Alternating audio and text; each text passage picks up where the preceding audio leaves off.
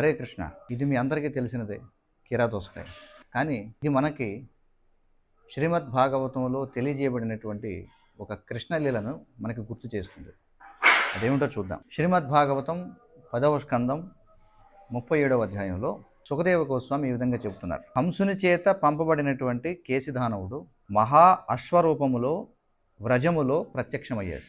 అంటే కేశిదానవుని యొక్క రూపం ఒక మహా గుర్రం ఆకారంలో ఉంది. మనోవేగంతో పరుగు తీస్తూ ఆ దానవుడు గిట్టలతో నేలని త్రవ్వుతూ ఉన్నాడు.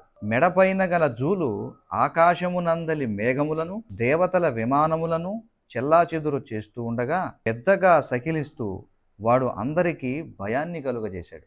అంటే మీరు ఊహించుకోండి, కేశి యొక్క రూపం ఎంత ఘనంగా ఉందో. ఆకాశంలోని మేఘాలను దేవతల విమానాలను కూడా చెల్లాచెదురు చేస్తుందట. అంటే అతడి రూపం ఎంత పెద్దదో మీకు అర్థమవుతుంది. ఘోరముగా సకిలిస్తూ తోకతో మేఘాలను చెదరగొడుతూ ఆ దానవుడు గోకులమును భయపెట్టడాన్ని చూసిన వెంటనే దేవదేవుడైన శ్రీకృష్ణుడు ఆ కేశి అసురుని ముందుకు వచ్చి నిలబడ్డాడు. ఈ విధంగా కేశికి శ్రీకృష్ణ భగవానునికి మధ్య యుద్ధం జరిగింది. కానీ అంతిమంగా ఏమైందో తెలుసా? శ్రీకృష్ణ భగవానుడు ఒక రంధ్రంలోకి సర్పం సులభంగా ప్రవేశించిన విధంగా తన ఎడమ చేతిని ఏం చేశాడంటే కేశి యొక్క నోట్లో దూర్చాడు. అది ఎలా ఉందట చూడండి.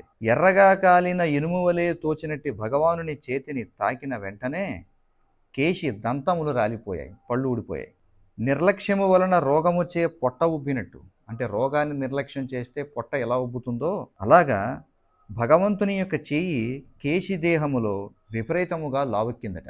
శ్రీకృష్ణుడి చేయి విపరీతముగా పెరుగుతూ కేశిదానవుని శ్వాసను నిరోధించింది.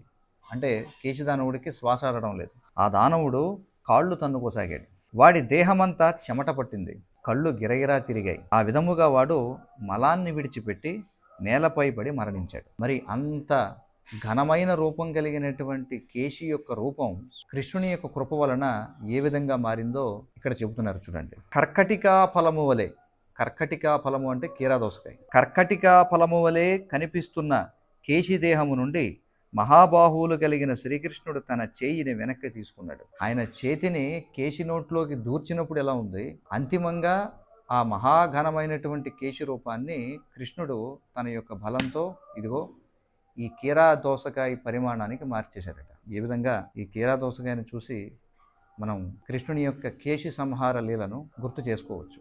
కేశి సంహారం చేయడం వలన కూడా కృష్ణుడికి కేశవ అనేటువంటి పేరు వచ్చింది. మరి కీరా దోసకాయని కేశవునికి నివేదన చేసి మనం తీసుకుంటాం. హరే కృష్ణ. భాగవతం చదవండి, ఆనందించండి.